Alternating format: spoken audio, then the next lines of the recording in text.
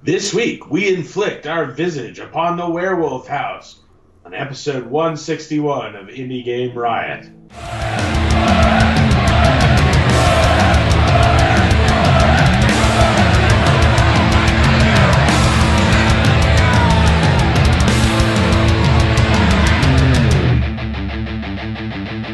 Indie Game Riot!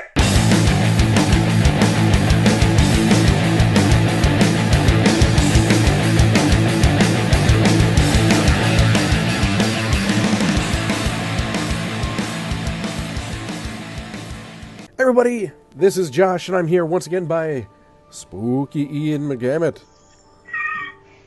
Jesus Christ, dude. That caught me off guard. We go full cheese. Yeah, no kidding. Full cheese on Halloween. As you can tell, he is a ghost.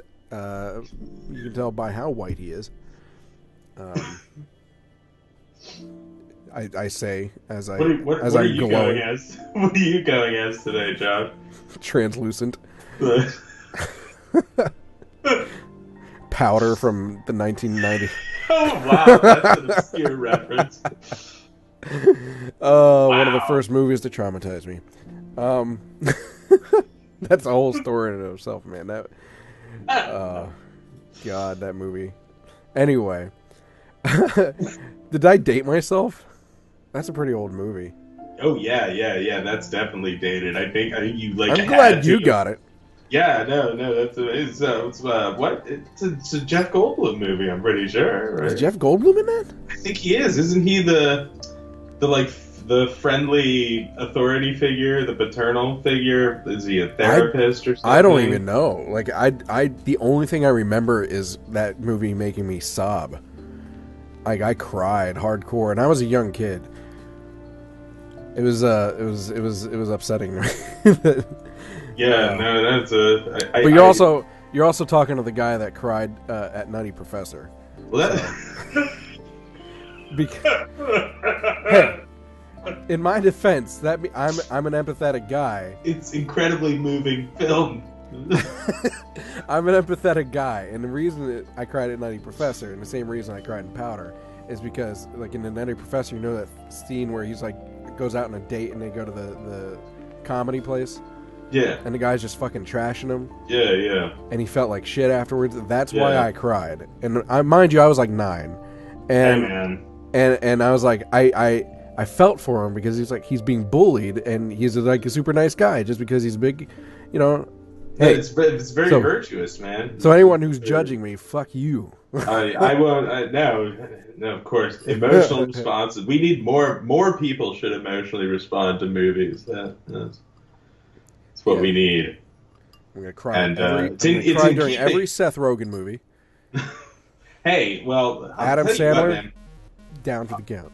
I'm always I've seen what is it Knocked Up, I guess, several times now, and I'm always kind of surprised every time I see it. I'm like surprised by two things. I'm like, first of all, like, holy shit, this movie is long. It's like 2.5 hours long, and the second thing is like it like gets actually really sort of serious and depressing in the middle, and then it's like, wow, it's actually for what it was. It's a good movie. I can't believe what's her face hated it. It's an emotional roller coaster. Yeah. I can't believe what's her face hated it. Just because she hated it just because like her fake vagina showed up on screen, right? Like, oh, I don't know. I'm not even sure. That's what. Anyway, back to Halloween. So yes, this is the Halloween episode of Indie Game Riot. We do so every year. I don't think we missed last year. I'm pretty sure we do it every year. Anyway, we got some spooky games. Woo! They are. Would you like to try your hand at cheesy spook? Ooh. That's that sounded like a really flamboyant werewolf. Oh, well, that's in keeping with tonight's game. Yeah, that works. Oh, woo! I say. It's the last game that I played, so I must be channeling. What's that guy's name? What's that guy's name with the mustache? Oh, yes. He's like him as a werewolf. The guy that's always on The Simpsons. He was like I Love Lucy a lot or something. I don't know. I forget the guy's name. Anyway, what was I gonna say? Oh yeah. So we got some good stuff for you, but however, before we get into the spookiness, how's your week been? Oh, my week's been pretty good. I had the week off, kind of, so I still had a bunch of homework to do, but I got to do it at a slower pace. So I got to play the games this week, which was really exciting. And then on Wednesday, I went to a death metal show. Anybody who knows me knows that I'm a big fan of death metal. And, is it Canadian death metal? It was not, actually. Sorry. It was American death metal played in Canada. I saw Suffocation and Cattle Decapitation. Oh, Excellent show. Excellent show. Out of all rock genres, subgenres, death metal is my least. Every single goddamn band name out of that genre, I'm just like, sure, I believe you. That's a real thing. I don't fucking know. I know like Mastodon. Yeah, like the closest thing I got to that and actually kind of enjoying it, and I don't even know if they're considered death metal, was Under Oath. They're like metalcore, deathcore, I guess. Under Oath is pretty cool. I listened to them a lot back in the day. Yeah, that was an emo thing for me. It was a very long time ago. I'm now definitely much more brutal than I was when I was younger. I know Rammstein. Well, that's a whole other thing. That's like industrial music. That's how I got my first taste of like heavy music. That's what bothers me as much, because I have a very eclectic taste in music, but it tends to lean mostly towards rock usually. But usually it's usually like alternative rock and stuff like that. And I have a very soft spot for punk as well. But rock bothers me so much because you start with rock, and then there's subgenres, and then there's like subgenres, and then there's subgenres, and so many, like, how the fuck? Oh yeah, it's completely obsessive. It's a totally obsessional thing to do. Just like, infinitely subcategorize, and metal is like by far the worst. It's the worst. I mean, you just like look on Wikipedia, like subgenres of extreme metal. I think it's its own page, right? And just the number. I mean, you have your black metal, you have your death metal, you have your metalcore, you have your deathcore, and then you have your doom metal and your funeral doom metal and your blackened funeral doom metal and your black death and funeral doom metal. And yeah, it's nauseating. Like, at what point do we just stop having genres and just saying each band is their own type of music? Well, right. I mean, this is the thing, though. It's like really bizarre, because once you're, it's ironic that it would be arguably the most similar sounding like genre of music, the genre of music that is literally just about creating a wall of chaotic noise, being heavy metal, that it would be that particular genre that would have the most. They're just super sensitive about it. Just super sensitive. Hey, you go up to one of the band members. Hey guys, you play death metal, right? It's not death metal. It's not. Excuse me, but we play post-blackened deathcore gaze. Like, get it right. Electro death. Post-industrial, neoclassical, blackened doomcore. Vance is asking, is Cannibal Corpse death metal? And they're or Phantomas. Phantomas? Phantomas. I would like put them as like I don't know, like avant-garde metal. But Cannibal Corpse is definitely they're like one of the OG early '90s death metal bands for sure. Phantomas is awesome, though. I really like absolutely everything Mike Patton is involved in, including Faith No More. It's definitely not death metal, but still cool. All right. So you blasted your eardrums out, good. I did. It was great. So you can't hear me suck voice acting. I went to the Renaissance Fair. That was my thing. That was yesterday, and we would have gone today, except requested yesterday off specifically for that, and there's no other weekends out there because it's the last weekend that it's going on, and it was like raining, and it was fucking cold and muddy, and it was an interesting time. I've not experienced that in that kind of weather before. It's very realistic, I feel like. Well, I was thinking that. I'm like, because at one point, because my daughter was like freezing her ass off, and we actually had to go and buy them gloves, and all they had left were fingerless gloves. But it was better than nothing to cover their hands, at least, you know. But my wife was like, to my daughter, she's like, you know, you would die if this were like, you wouldn't survive. You wouldn't survive if this was the real. Oh my god, the real medieval, you know. Which is probably wouldn't the way she acts with the cold. But I was thinking that too. I was like, you know what? This is how they lived back then. You know, with tough. And to be like the actors and the people, the performers, you know, they dedicated, man. They go out there in full costume through the mud and the cold and the rain. We even saw like there's this group that I watch every time I go. But basically, it's like they do these different plays and like little acts in a mud pit. Oh wow! And so they go full out, like usually just pants and that's it. Although there is a woman, so she goes fully clothed. But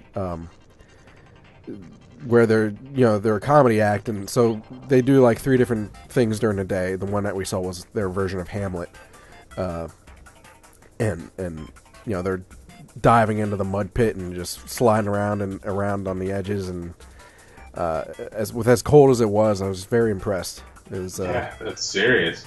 And to the point where I even tipped them because they do it for a living, and they usually ask for like, you buy merch or tip if you can, thank you. So we gave them $5. So I was like, man, you know, good job, way to be here. Because that's one thing we were worried about is like with it being the last weekend, it's gonna be rainy. Like, are things gonna be like? Are people not gonna be doing what they, you know? Who in their right mind would be? It was actually, I mean, it wasn't nearly as busy as any other time I've been there. But that said, it was still pretty lively as far as like people goes. Cool. It wasn't too bad. Just very wet, very cold. We drank a lot of cider while we were there. A lot of warm cider. So it was a good time though. That's pretty much all I did. So, nice. Let me ask you though, since this is the Halloween episode, do you have plans for Halloween? I wonder what Canada is like in Halloween. Yeah, so I actually part of my course is that we are required to go to like party events, and we are graded on that, which sounds good. Until sorry, I just almost spit out my soup because it made me laugh. So we're the thing is, the reason that we're graded on it and get a participation grade for it is because the director of the department knows that we're all like super introverted, like socially anxious game dev guys, right? So he knows that if it wasn't mandatory, like I think 90% of the class wouldn't go. So I have to go to 2 Halloween parties this week. There's the IGDA Halloween party. I like how the way you're addressing it, like I have to go to the Halloween parties. Dude, that shit, like I'll be straight up, that shit exhausts me, because I'm a pretty socially anxious person. I remember how you were at MagFest. Yeah, it tires me out so quickly, and like, you know, and MagFest is like a great example, but like when I'm there and I'm not like presenting something, or I'm just there to literally network, it's one of the hardest things for me to do. So it's good that I have to go, because it does get a little easier every time. So the first one is the IGDA party, and then the second one is I think run by the school. Sure. They grade you based on how drunk you get. So. Yeah, right. Well, yeah, so we have to go. We have to get sufficiently drunk, and we have to collect like a minimum number of contact information. They're all girls' numbers.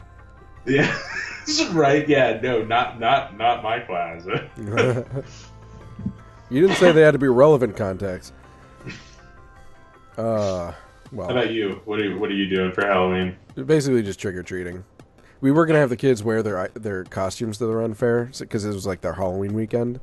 But with it being so disgusting out, we didn't want to mess it all up with all the mud and stuff like that. So, but it's basically trick or treating on Wednesday, and that's it. I don't know if I've ever been to a Halloween party in my life. Because, like, they portray it on, like, TV or movies or whatever, these Halloween parties. People are like, yeah, and their costumes and... You never went to a Halloween party when you were in school or anything? Well, first of all, I was in boarding school half of my childhood, but, no. Not really. I mean, I guess technically it wasn't like a Halloween party per se, but I've been to, like, shindigs that were around Halloween time and just happened to be, like, Halloween decorations up, you know what I mean? Like... but it wasn't specifically like, hey, wear your costumes and we're going to bob for apples and there's going to be Monster Mash playing. You know what I mean? Like, not well, that sort of thing. I guess you lucked out. I've kind of wanted to go. Out of all, I will say, out of all parties, I will say that the Halloween party seems like it would be the most awkward. Yeah, I mean, that's the thing, I would only recommend going to a Halloween party where you knew basically everybody there. Yeah. But I also recommend that about most parties. Yeah, those are the best ones where you have a more intimate relationship with the people there. Because I went through a phase in college with parties, like, my first semester in freshman year, it was just I was getting it all out of my system. And it was very, looking back, it's kind of embarrassing. Wouldn't recommend it to all you youngsters out there. But anyway, you know what sometimes gets put into Halloween candy? You should always check your Halloween candy. Would that be because perverts are injecting your candied apples with indie news? Exactly. Indie news injection. Are you bored with the same old games? Yeah. Why, then give yourself an indie news injection. Thanks, Indie Games. Hello, and welcome to Indie News Injection. We've actually got quite a bit of news this week. Hot damn. It's Ian's Ian's got the scoop. He's our journalist. It's a good week. It was a good week. Few things being released, or at least having news articles written about them being released. There were a lot of top 10 and top 15 horror game lists that had to sift through to find these gems, but let's dive right in. So first up here, Retro Synthesis, the cyberpunk adventure game from Polish indie studio Black Nest. Its Kickstarter campaign has been canceled. Now, I'm not going to lie. Reading this story was the first I had heard about Retro Synthesis, but I was absolutely crushed by this news because the trailer and the screenshots and the description look pretty cool. Now, it has been noted that perhaps one of the reasons that this game suffered is because it didn't offer anything new in the cyberpunk narrative adventure game genre. And I say, who cares? It looks really good. If its graphics were great. If its graphics are great, it should be made. Outside of, like, ripping someone off completely, if it's fun and if it's done well, why does it matter that much? Like it's cool to be innovative. It's great, but like why why just not have your take on something? Who was it that said it? Was it Aristotle? So something about there's nothing new under the sun. I think that was the Bible. Well, I remember I took like theater in college, and he quoted some philosopher as saying, maybe it was Shakespeare. Maybe I think it was the Bible. I'm not sure. It was someone Greek. I think it was God. It was God who said, "There's nothing new under the sun." Jesus. But yeah, no, absolutely. I mean, look, I'll take games that offer a new take on Blade Runner or Akira are cool. That's cool with me. I don't care as long as it's a good game with like compelling storytelling. sometimes innovation is in presentation, or sometimes it's like an incredibly just like subtle, nuanced part of the narrative. So like, who cares if it looks like Blade Runner? It looks sick. Also, like, it's weird because I feel like I've said this about something else recently. Maybe it was about Observer when that game came out, Bloober Team's second game. Yeah. But there's this sort of common belief that cyberpunk completely like saturates video games, but if you like really actually like look at it, like pure like cyberpunk adventure games, there's not that many of them, relatively speaking, like compared to like horror, which is like an incredibly bloated genre. Yeah, so Techno Babylon was great. That's like a really good example. The old Blade Runner game was great, like back in the day. I guess was great recently. Deus Ex is, I guess, an example of cyberpunk. But Observer was horror and sci-fi. Although more sci-fi, it turns out, but whatever. Yeah, so I don't know. This is tragic. This is sad because the I feel like I don't have any basis for this claim, but I feel like that because it says that they didn't raise enough for their crowdfunding goal, which is whatever, but that they've had disagreements with the publishing company Playway, which is a fairly large indie publishing company. But I feel like that's kind of a common thing with that company. Like, do they assert themselves too much? It seems maybe I don't know. Maybe I don't know. Have they had? You've heard of them before in this context, having arguments with their... I can't bring up any kind of like reference because it's dispersed throughout my memory, but it for whatever reason it rings a bell that Playway and developer disagreements seem to have coincided multiple times. But that's very interesting. Also, Indie Game Reviewer, you can suck my dick. IGR is mine. Yeah. Just saying. The other IGR, Indie Game Reviewer, the lesser IGR.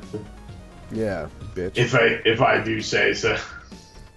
Go to their house and stick news injections into their Halloween candy. Well, R.I.P. Cyberpunk adventure game Retro Synthesis. Maybe one day you'll be resurrected. Come back on. Good Halloween tie-in. So,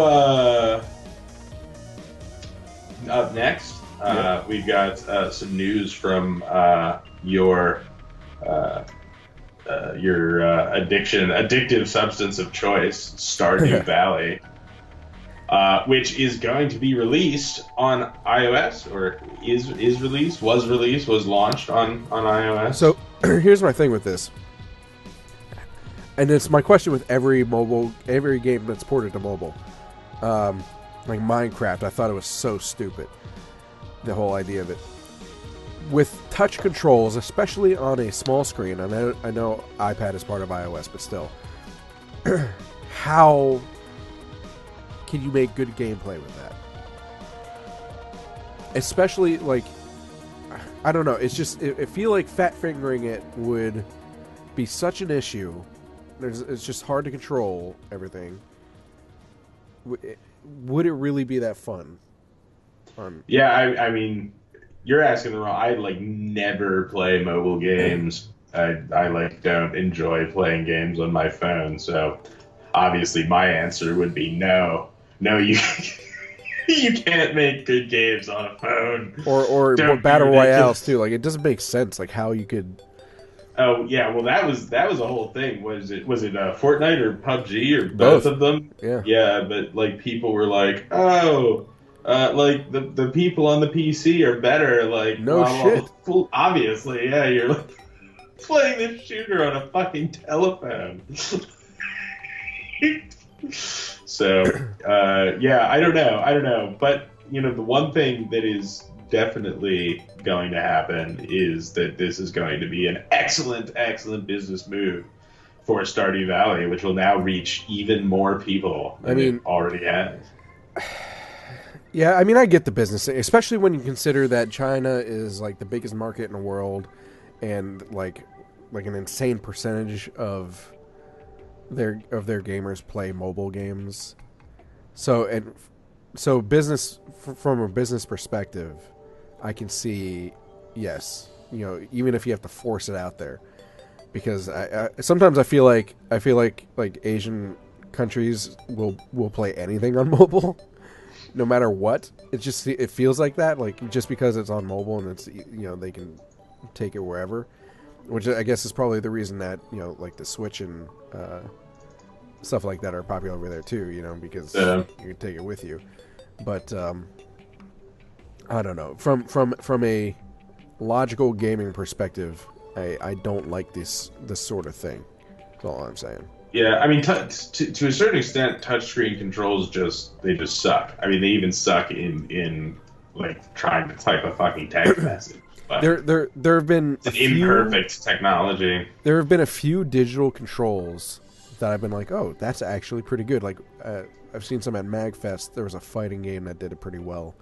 It was impressive because most of the time it's a dumpster fire.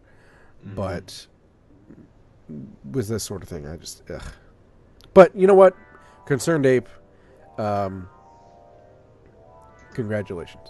That's all I gotta say. You are much richer than I, and so obviously you're right and I'm wrong in that perspective. Doing something right. So yes, well done. And if you are someone who feels less disparagingly towards mobile games than we do, definitely do yourself a favor and pick up Stardew Valley if you do not own it yet. Very excited for this next little piece of news because it's something that I've been waiting for some time. And that is, it's finally time to earn the hardest Stanley Parable achievement. Now, for those of you who are familiar with the Stanley Parable, you might know that its hardest achievement is entitled Go Outside. And it requires that you not play Stanley Parable for 5 years. So, did you buy the game when it first came out? I did not. I still have about a year to go before I can earn my achievement. I have a couple of years. So, yeah, I played in, actually, you know what, I may have played in early 2015, so I may even have a little longer. Would you be surprised to see a surge? Like, I don't, if you could see the numbers, would you be surprised to see a surge in active players on Stanley Parable after the 5 years is up? Not necessarily, honestly, because I think that if people were planning on the achievement, then they'll fire up the game again to earn the achievement. I assume you have to fire up the game. Yeah. And maybe some people will be reminded of the game, and I know that once I've earned that achievement, I do intend to go back and play the Stanley Parable again. Do you have all the other achievements? That's a great question. I don't remember because it's been so long. There is one achievement called "This Achievement's Impossible" or something like that. Right.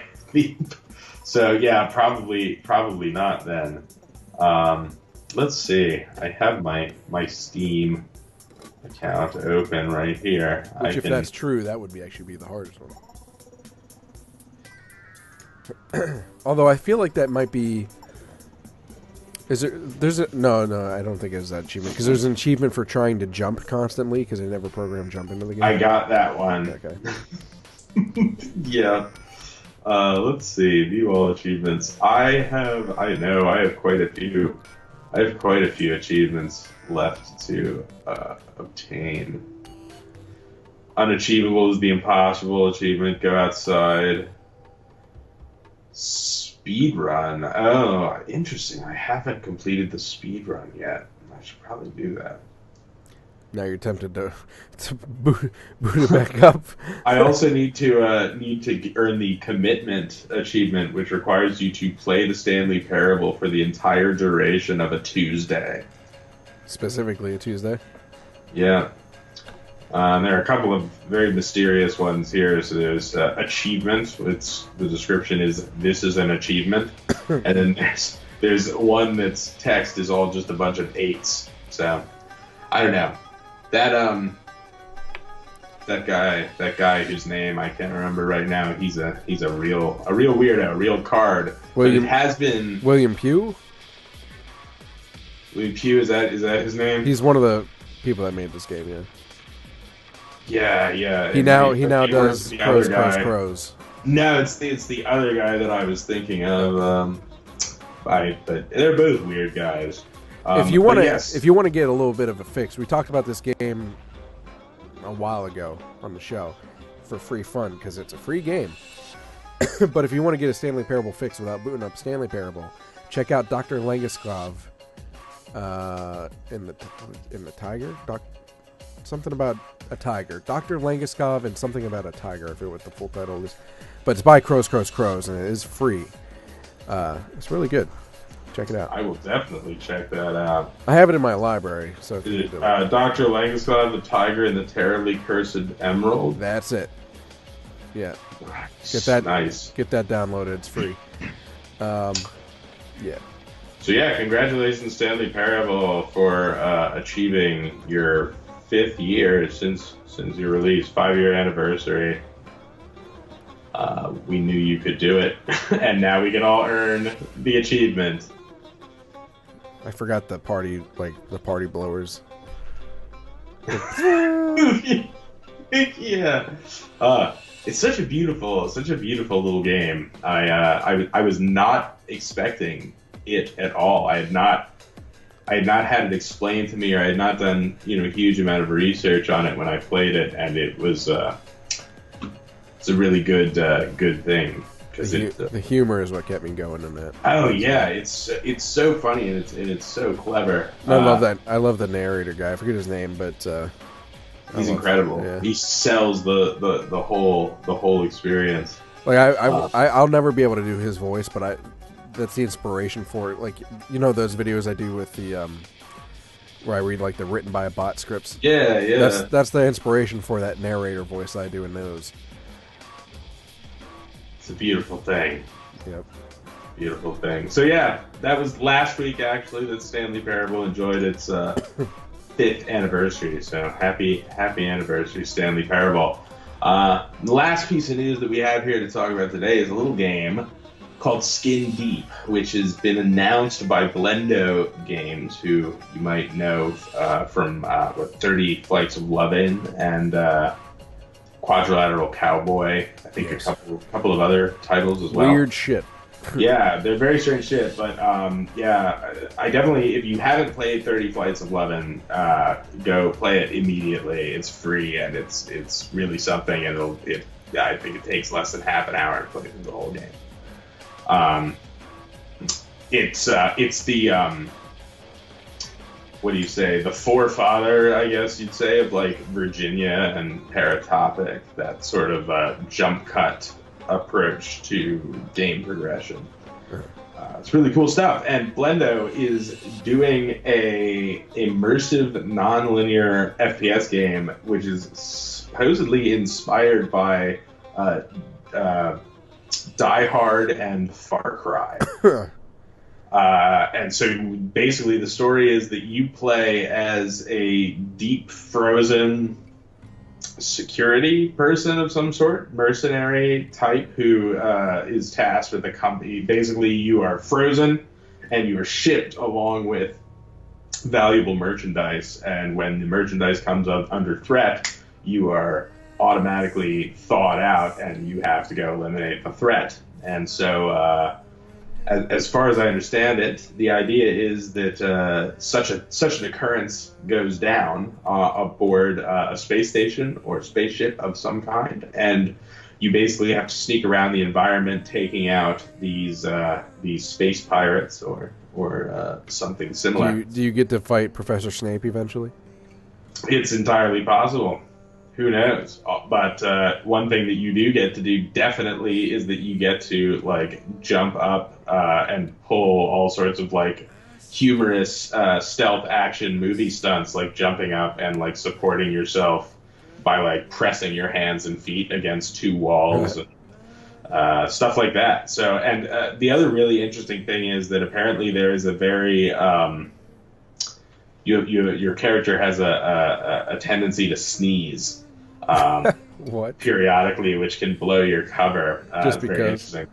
Yeah, so just watching through the trailer is pretty cool. I definitely recommend it. There's a lot of interesting stuff that is hinted at, including a very impressive scene where where you like sneak up on somebody who's like standing on an observation deck, and you shoot the window in front of them, and they get sucked out into space.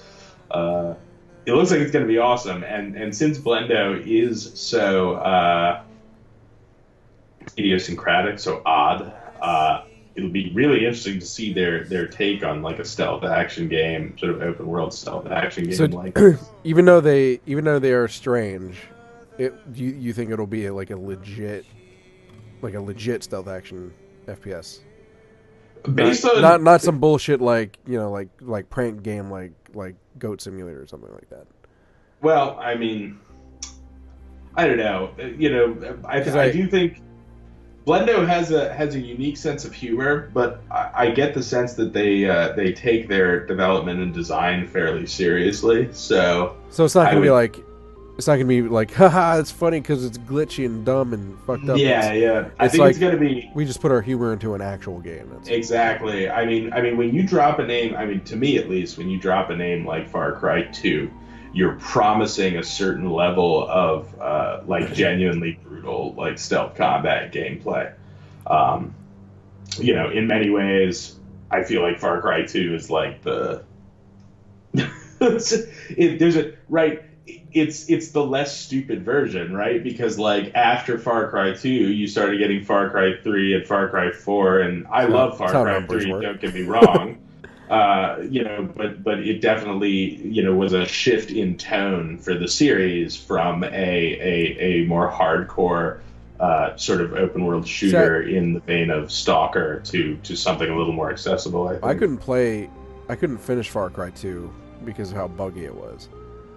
That was my problem with it. See, I think I had the benefit of not playing Far Cry 2 until probably 3 or 4 years after it came out. So. Oh yeah, well same. I had played it 2012, 13, something like that, which was a little bit after it came out, but it was so buggy when I played it. Oh, that's wild. Yeah, so I don't know. I played it on the 360, and I didn't have any issues. So. Yeah, so did I. I of course I also made it through Fallout New Vegas without encountering any really problematic bugs, which is unheard of. Speaking of, it's kind of indie news, but speaking of Fallout New Vegas, the mod New California has come out, which is basically like a whole new game. If you're into that sort of thing. It's supposed to be very good. Because modders are basically indie devs, right? So, well, you started a riot about that game, but you know what else we should start a riot for? Is it the Dev Delve? Yeah, because that's next instead of starting the riot. Because I forgot. It's okay. It's only my segment, Josh. It's only my shining moment. But actually, today, I for once I don't feel like just pontificating, and instead I wanted to have a little chat because it is Halloween. I feel like I just got called to the principal office. Let's just have a little chat. Well, originally the title for this was "What Makes a Good Horror Game?" Josh is forced to answer, but I decided to change it to "Discuss what makes a good horror game" to be more friendly and not threaten you quite so much. Would you like me to answer and then you further the conversation with your? I'm curious. For you, like what qualifies as good horror in a game context? Well, good horror, 90% audio. Really, to be honest with horror games, it's and I see you have atmosphere written, and that's really the main part of it for me with horror is because audio is such a huge part of it. Not even voice acting, just sound effects. There's so much that can be done with sound and music, or lack thereof, really, that can unsettle someone. And then on top of that, the atmosphere. And it's not even that it has to look good necessarily. It just has to make you feel uncomfortable. Oh yeah. And people rely on like surprise jump scares a lot. Which is not recommended. It does not make a good horror game or a good scare. It's just a surprise, not a. For a good horror game, it has to dig into you, make you uncomfortable, unsettle you, disturb you in some way. Sometimes it has to stick with you afterwards. We've talked about horror games before, like Amnesia, and there's the mechanics that made it a good horror game, like that the fact that you could not fight back, you were helpless against the monster, of course, but that's all part of the atmosphere, right? Because you feel helpless. It's all about how you feel during the game. And really the scariest parts for me, and in any game, and I hate it, but it makes good horror, is when I have this feeling like this butt clenching, like where it's right behind you, breathing down your neck kind of feeling. Yeah. I as much as I hate it, it makes good horror. It's the same thing that Outlast did to me. Amnesia did it to me. Games like that you could fight back in did that to me with Dead Space did that to me. Yeah. Before you learned before you played through it however many times and learned where they actually come out of. But when you're walking by and all of a sudden they rise up behind you without you really realizing it, and you're like, oh shit, Right. That sort of thing. That's what makes good horror game is feeling. It's all about. I agree because I was thinking about this myself the other day, and something I bring it up frequently when I talk about this is that I love games like Alien Isolation, Outlast, Amnesia, Silent Hill, Resident Evil, where there are threats that have to be confronted in some way or another. But the earliest games that really introduced me to horror gaming proper, interestingly enough, were point and click adventure games. Same. They were a handful out there. Point and click adventure games from early on were really good at developing atmosphere. Myst was notable for its atmosphere, and games started taking that. Well, Myst isn't a horror game, but you mentioned that, and that actually, and I was younger when it came out, obviously, but that I remember that game making me feel uncomfortable. Oh yeah, because it's so unsettling. Mysterious. It's unsettling because you feel so alone. Yeah, it's in such an alien place. So interesting that you mentioned that, since it's not a horror game, and yet it makes you feel.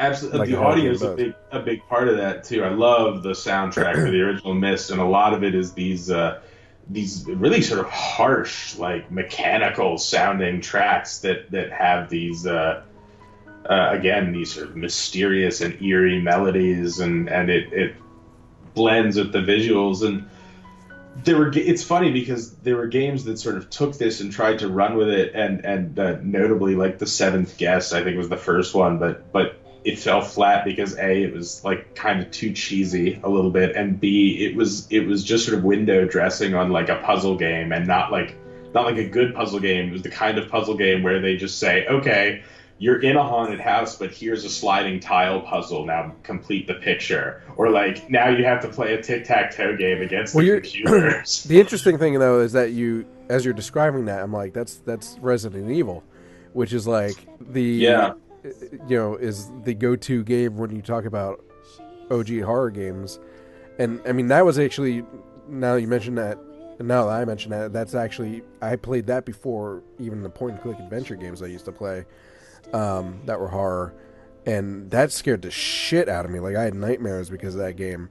Albeit I was 9 or something like that, and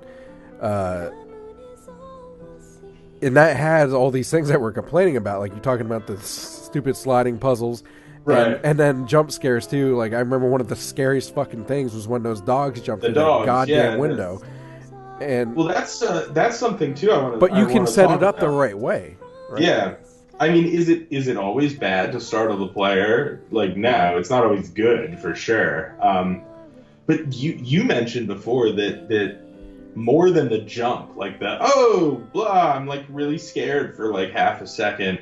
That what's creepier is the like, oh my god, it's right behind me, or this moment, the chill, the like slight tightening of your gut. So it doesn't jump out at you. But examples I would think of, there's one great example in Outlast where you're in a room that has a bunch of cells in it, right, as you are for most of the game, and you can go around and sort of try all the doors, and the doors have a window on them and then a handle, and of course you have to interact with the handle to actually open the door.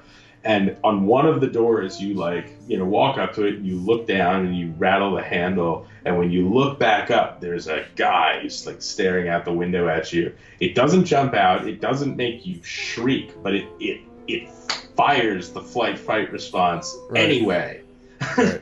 and it's really effective. Other ones are like you turn around and you see like a monster like just like the back of it as it like rounds a corner, and you're like, ugh. Yeah. Or again, like audio, like you're saying, like games that use sort of spatialized audio that can make it. PT did this really fantastically, where they would like make you think that Lisa was like directly next to you because of the way the stereo audio. PT, you want to talk about the way to do horror, man? PT was it.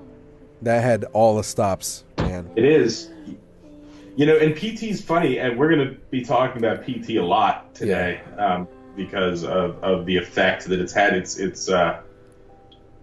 definitely not an indie game, obviously. It's would have been a Konami title. God, that makes me depressed. And yet has influenced the indie horror scene. Well, I've seen op-ed pieces that were basically saying that, at this point, PT is probably the best horror game ever made, and it wasn't even meant to be. It was just a demo. It's just a demo. And it to a certain extent, I think that helped it out, because what everybody, PT was so compact that it took it structured an entire game around what is a single moment usually in horror games, and it's the moment of, oh my god, what's around this corner, and it puts you through that same moment again and again and again, and it's so elegant. It hits every single thing between audio and atmosphere. It hits the mental fucking that horror games tend to do. It hits the like you mentioned, just the placement of the ghost rarely do you even come across it, and when you do, it's like fleeting glances or far away. Like the moment I saw that ghost up on a banister, like when you walk into that where the swinging chandelier is, and then you just look up, that was fucking terrifying. And it wasn't a jump scare. It was like one of those moments where it was like you know it's there, and you just slowly turn your head. You get the chill. Yeah, and then they disturb you with things like the baby in the fucking sink. Yeah, and it was gross, but it didn't rely on its grossness to be disturbing. It was the whole situation of why the baby. You're getting the clues as to why the baby is there. The fact that it was fucked up because it had that weird man's voice. It was in the sink. It was a fucking feed. The whole situation was messed up in it. I don't know. The only me is me. Are you sure the only you is you? Something. That was such a drag. And you listed jump scares is always bad to start with the player, but to kind of go with jump scares as far as like that cliche of like bad horror choices 90% of the time is gore, because gore is a lot of times relied upon to be scary, quote quote, because it's disturbing, and a lot of times it's not used right. And these successful games that use these things, like jump scares, like in Resident Evil, or gore in Outlast, maybe, or the whole being helpless against the enemy type of thing, is that it becomes a cliche, and then people don't use it the right way because they're just overusing it too much. Right. Because gore at some point you have to use it in the right way to disturb someone, because you're like, this is a fucked up situation. It's easy for gore to become just sort of part of the wallpaper too. Same thing in movies, honestly. Yeah, absolutely. And like, there's a fine line between like horror gore and cartoon gore, and once you cross that line, there's no going back. Like the torture porn type shit. Like it's like, well, it's not necessary. Now, one game that I felt really had this issue that we didn't. I don't think we did cover it here, but was it called Agony? I think. It's like the game where you're a ghost trapped in hell. Yeah, it's made by a few like Project Red guys. We covered that game, and I still stand by the recommendation of it. However, they did some things wrong. It could have been so much worse, and It's a super cool game. They did rely on. I mean, it's hard to say because it's hell, right? And hell is a fucked up place, supposedly. So, but at the same time, I think they relied on that thought too much as opposed to it being a game. Right. I mean, there's only. I mean, again, like with that sort of thing, you just have to be careful. If you're right. Okay, so it's hell, so it's scary. So there's gonna be like blood and guts and disturbing shit happening everywhere. Like in the trailer, like there was like a baby being sacrificed, right? Yeah. And that was disturbing because it's a baby being sacrificed. But then you go on and you're like, okay, there's like people twisted up in the walls. And like, okay, right, yeah. Whatever. And I mean, past a certain point too. I mean, as I recall from what I saw of the game, I mean, the baby said, bad things happening to babies also become sort of like a dime a dozen. So each time you use that card again, right? Well, each time you use that card again, it becomes easier and easier for the participants to sort of separate themselves from the fiction, and it's like, I can moderate this for myself. So you got to find ways to like subvert that, and definitely, Granted, I haven't played Agony, so my criticisms are pretty superficial, and I'm still interested in it. So, but it's definitely just an example of a game. Another one is Evil Within, where the level of gore is so extreme that it sort of just becomes background after a certain point. Yeah, there was this kind of goes into movies, but so two examples. Things I just recently watched during this Halloween season is I would say good examples of two different things. Is I just watched The Ritual on Netflix. Oh, did you like it? It was good. It wasn't like amazing or anything like that, but one of the things I was most impressed with is the monster design.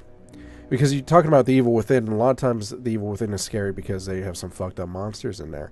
And I tend to appreciate that, like, whole, what's that guy's name that creates some of that fucked up shit? That Alien was, like, inspired by. Giger. H.R. Giger. Yeah, Geiger. Geiger. Wait, you know what I'm talking about. Gerger. He made some fucked up shit, but in the Ritual, there's a monster, essentially, that is really cool looking.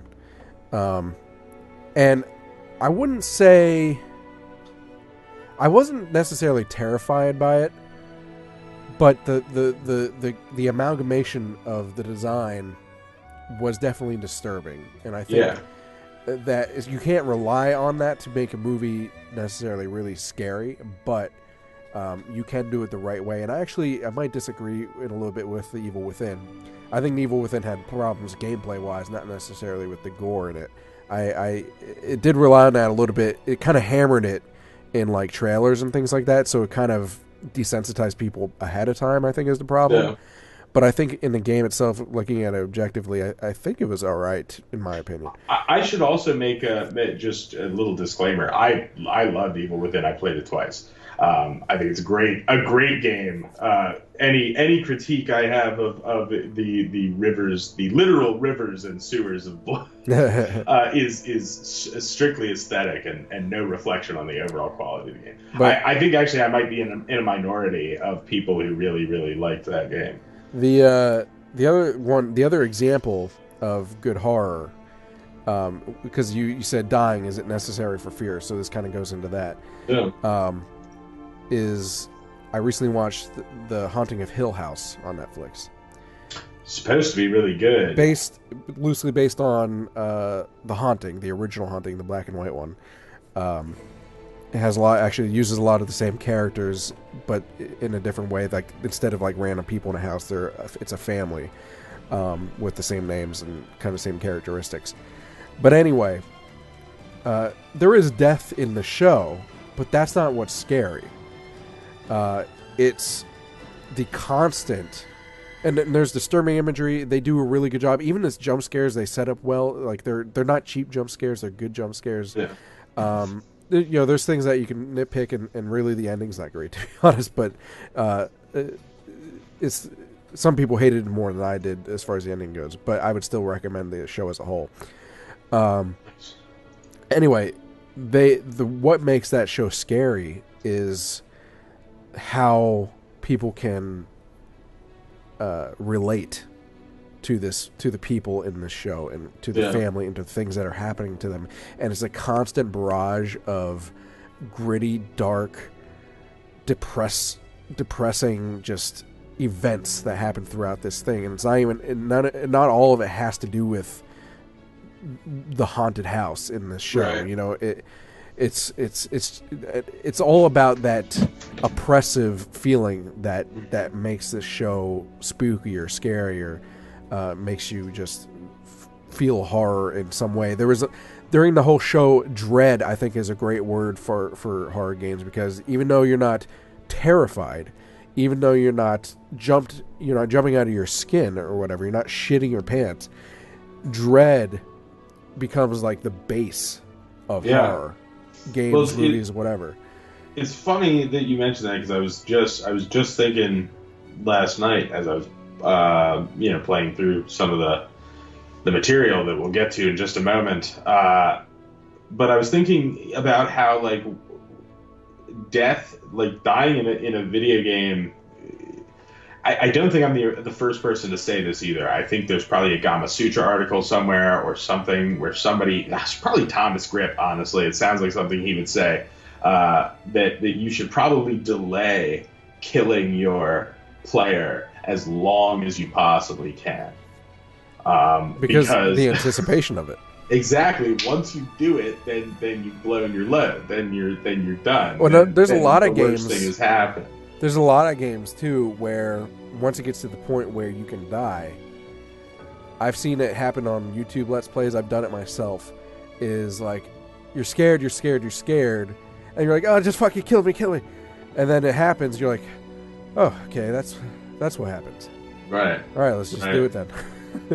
I mean, in my opinion, like Alien Isolation's strongest moments for me were definitely the narrow escapes. They weren't the countless times that the alien killed me. And that game relied on just straight up tension the entire time. Like, it was just constant, like, when am I going to die? It's not about how I'm going to die, it's when I'm going to die.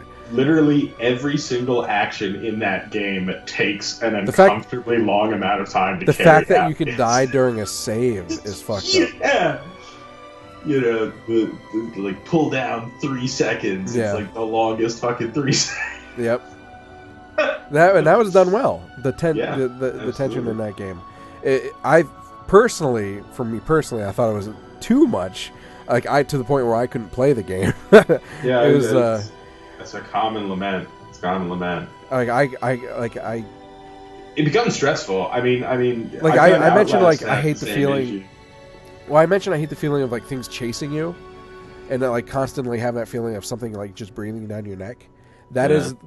You might as well just rename Alien Isolation to "It's Breathing Down Your Neck," because that's why, like. And when I say I hate it, I'm not saying, oh, I hate it because it's scary. No, I legitimately hate it.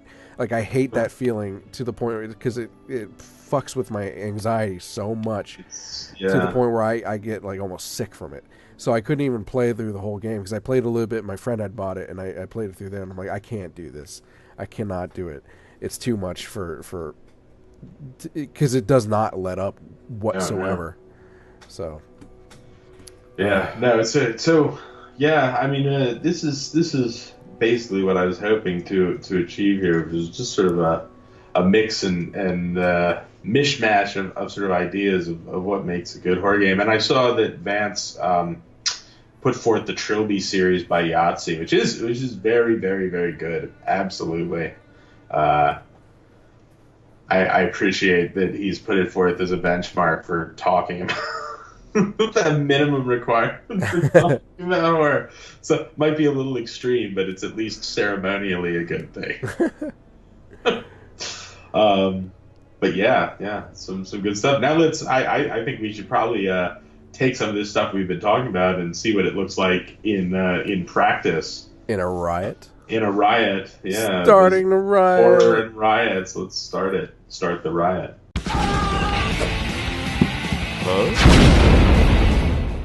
All right. Up first on starting the riot.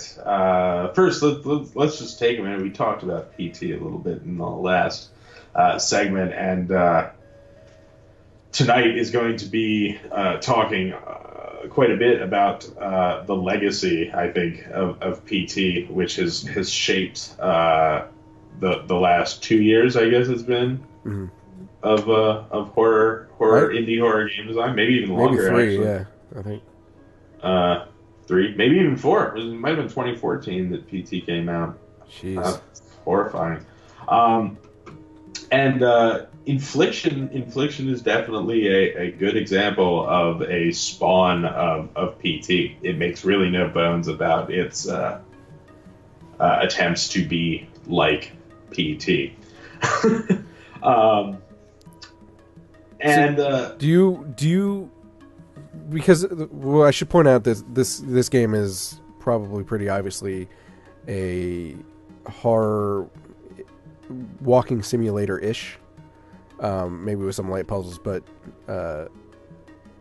would you say that between PT, is PT a bigger influence on this kind of whole walking genre for horror games, this whole influx of them, or is it more of a Gone Home influence that has been kind of covered by PT?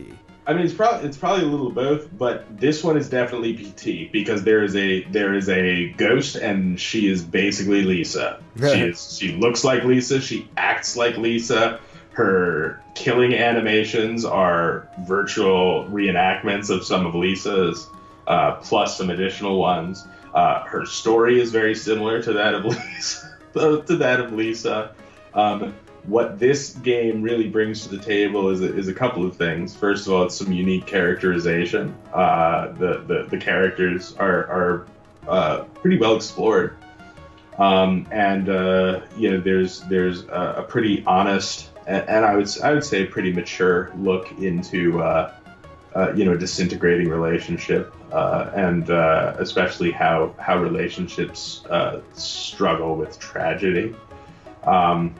Which is pretty cool and is not really explicitly present in. I actually think PT is probably a more nihilistic game than Infliction. Infliction has a sort of vein of humanism and optimism running through it that PT lacks, and that you'll speak more later. But I think Visage also lacks that optimism. I think Visage follows in PT's nihilism a little bit more.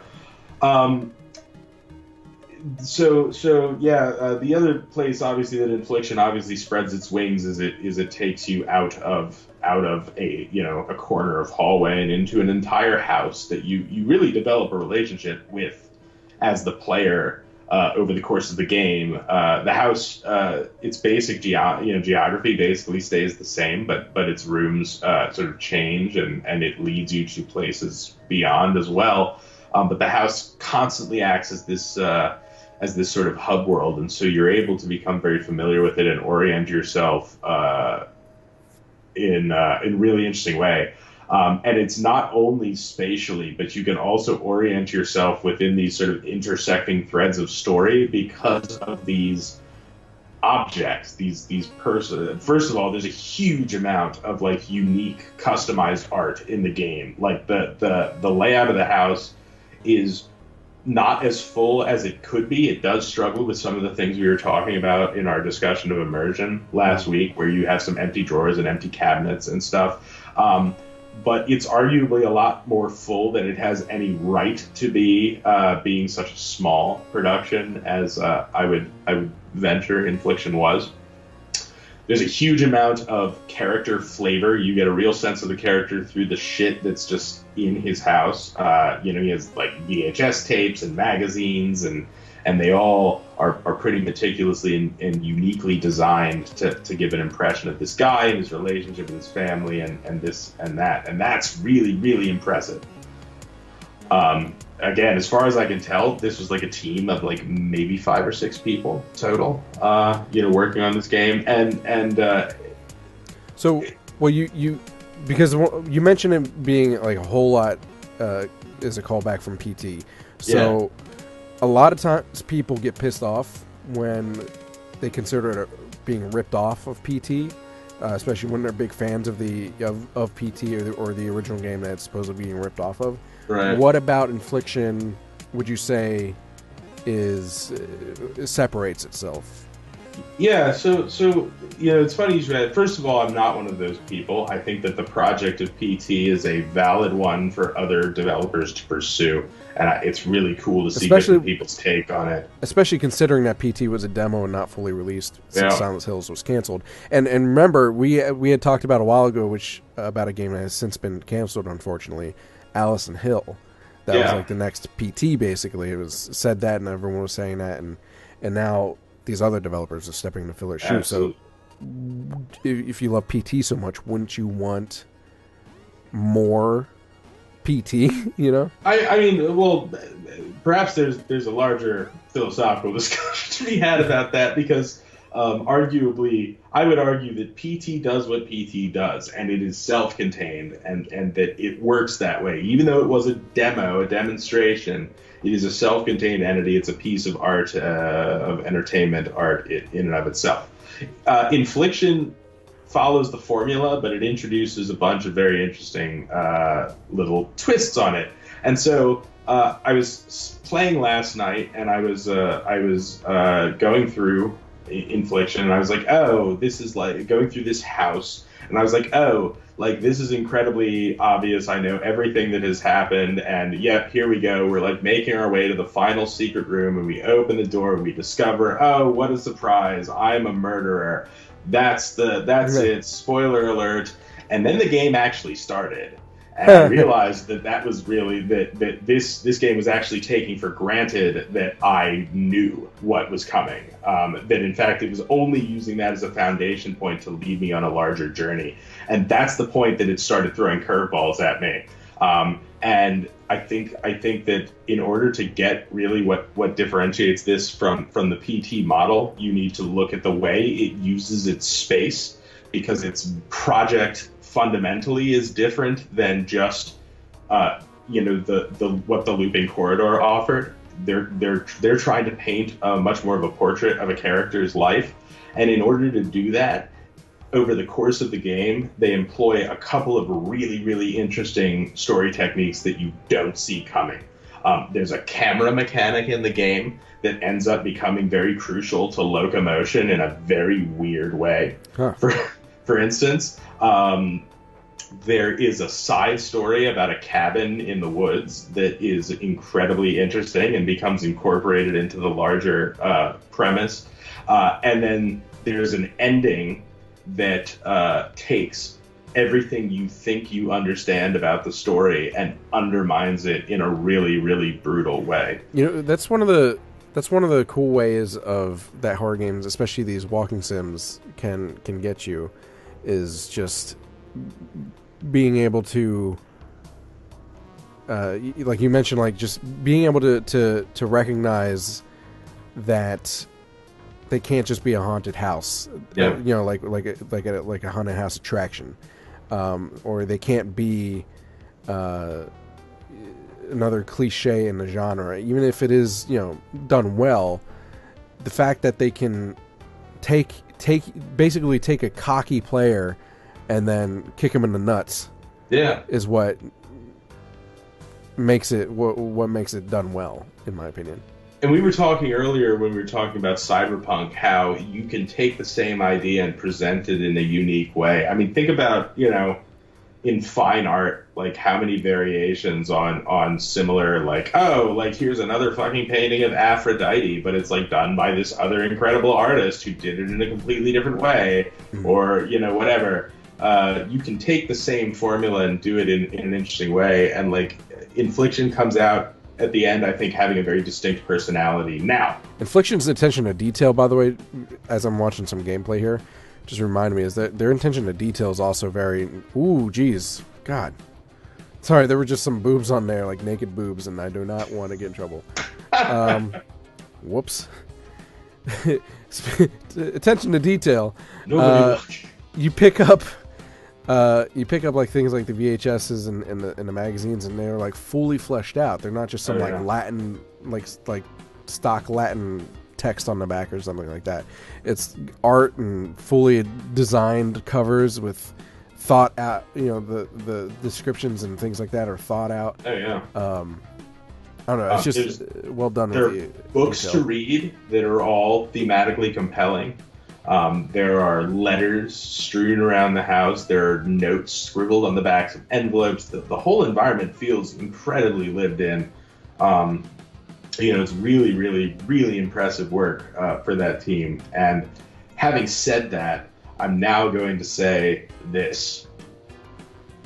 They probably could have taken another couple of months because there's some elements of polish that are missing that really they don't hamstring the game. They're all the more noticeable because they're contrasted with otherwise very high quality and attention to detail. Things like, for example, the fact that the inverted y-axis for the mouse mechanic is completely broken. You can set it so that it moves in the right way, for me at least, but every time I would either a new level would load or I would go to the escape menu, it would reset my inverted mouse. So that was frustrating. Other little things, little silly things like the subtitle subtitle option has a text box near it that says these subtitles will be available in the fully released version. Of course, I was playing the fully released version and the subtitles were implemented. And that might have something to do with they were trying to get it out for Halloween, maybe. Absolutely. And I get it, but the game would have been it could have stood perhaps one more. You should email them though. Make sure they know about that sort of stuff. I was actually email Josh. Email is not how you improve game developers. You have to go on their Twitter and harass all their followers, or like go on YouTube videos of Let's Plays and like call people dirty names. That's how you contribute to the indie game community. But yeah, overall, I really enjoyed the 3 hours or so that I spent with. Maybe 3 or 4 hours I've spent with Infliction. I thought it was a really good game, really solid horror game. Since we're talking about horror and scariness, did it scare you? It got me a couple of times, yeah. In which ways? In the good ways. The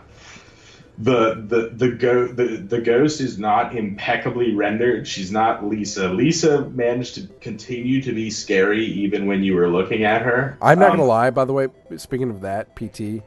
That ghost from PT still haunts me to this day. You can literally be looking at a picture of her and she never stops being scary. Well, at night, like when it's dark out, I'll open, like if I want to walk to the convenience store nearby, I'll open the door and look down the stairs in the hallway in my apartment building. And because of how like the light is and like the dimness of it, I'm like, my first thought is, what if she's down there at the foot of those steps just looking up at me? Because that's like something that would happen in PT. And it's years later, I still think about that when I open that door. Yep. So, yeah, man. and Sarah, is our ghost in Infliction. She's not quite there, but some of her animations and the way her AI, behaves, it is really unnerving. And the sound, the audio design is, again, it's like firmly in that like indie low budget category, but they do a lot with what they have. Mm-hmm. And then the last thing I will say is that there are a couple of scenes of there's very surreal scenes of capital H horror, I guess. Hey, they're pretty effectively chilling, and the whole thing manages, especially playing it late at night with all the lights off and everything. It definitely unnerved me. I strongly recommend it for sure for what it is. Now, if you have a low tolerance for the micro budget indie aesthetic, and you know what I'm talking about, I'm sure. Mm-hmm. If you have a low tolerance for that, you might not get as much out of it as I did, but it's still worth a look. All right. Well, speaking of things that are worth a look, I think it's worth a look at the Peep Show. Please give all your attention to Early Access.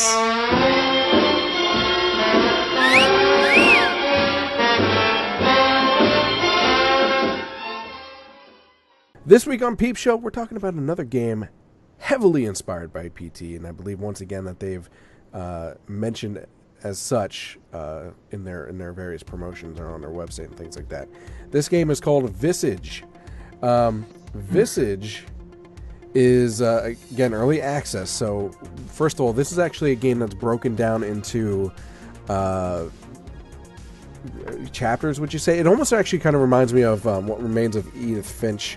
It does, how that plays, except horror edition, because you're going through multiple people's deaths. In the early access version, you only have one death to play. However, it does take a few hours to get through, which tells me that this game's actually going to be fairly long, because I think there's like at least 5 or something like that. I think that you go through.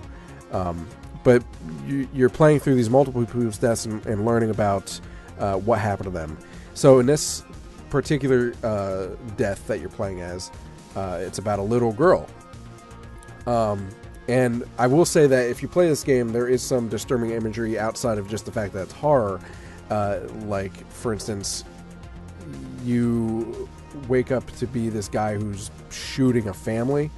Without spoiling too much, and it gets kind of real. And you're like, oh God, Jesus, you know what I mean? Like that's it's brutal. Brutal is the right word. Big boy horror. Yeah, that's brutal is the right word. So just beware, forewarned. If you're sensitive to that sort of thing, don't play it. That said, very scary.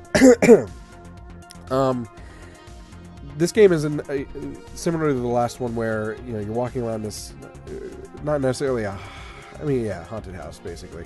But I think I mentioned when we were talking about during Indie News Injection about like the Haunting of Hill House, where this game has like just a constant oppression to it. And there is a threat of death in this game, which I think is really what makes it a game, rather than a complete, haunted house attraction, is that there should be a threat of some sort outside of just a boo. But for the most part, you're going through this, and there's a lot of like just disturbing, not necessarily disturbing imagery as much, except for the beginning, but not necessarily as much disturbing imagery as there is just the thought of the situation. Like, this is messed up. There's something wrong with this place. There's something wrong with me. That sort of thing. All right. They, with it being early access, I will warn you that, first of all, even in this chapter, there's a few things that are not available. There's like rooms that will just say this is not available in the early access version or whatever. So you should know that. There's also some weird bugginess with lighting. It kind of has an amnesia mechanic, because you mentioned like empty drawers, but we talked about it, I think, last week, about how that can work when used in the right way. So, like with amnesia, you're opening drawers, but under the constant threat of something killing you. Do you chance it, or do you let the empty drawer go, even though it might have something useful? In this case, there's not as much useful stuff in the drawers. You can find things like candles or whatever that you can use to light your way. But I think the threat is that it has that sanity meter, kind of like how Amnesia has, where if you are in the dark, it affects your sanity, and when your sanity goes full to shit, that's when it goes to tax, and that's when you die. So you have to keep your sanity up. That said, it does actually say in the beginning of this game that it is a challenging game. Sometimes, though, I think that the lighting is so almost ineffective that to the point where you're losing sanity. You're like, I have a candle out though, and it constantly blows out, because the more sanity you've lost, the more paranormal events happen, and that includes things like your candle blowing out. In which case, and then it just kind of builds on that. You're like, well, my candle's out, so my sanity's going down. What do you want me to do? It's not impossible to get through, definitely not. But I'm not done it yet. It's kicking my ass. There's some balancing. I think there's some balancing, I think, to be had. There is the house. They do a good job. Like, the house is designed, and playing through it and looking back, the house is designed well, and it's very strange because it almost feels non-Euclidean, where it feels like the house shouldn't be laid out the way it is. Yeah. And it is, to be honest, it is a weird layout for a house. But the way, because it feels non-Euclidean, it feels like things are intersecting where they shouldn't be, almost. But I don't think it is that way. So as I understand it, based on sort of reading the stuff around the game, I don't think it's implemented yet, but I get the impression that the house is supposed to change layout around you, not unlike Layers of Fear. Jeez. I have not seen the house. It's definitely designed to feel really weird, though. You're absolutely right. It's not the house. The house doesn't change, but it definitely is weird. Like, one example is, when you go into the little girl's bedroom, there's a walk-in closet that connects to the parents' bedroom. Like, it goes through, and it's very strange. Like, who has that, really? Like, one of those walk-in closets. There's like a basement that is like multi-level, it feels like, almost, but it's not.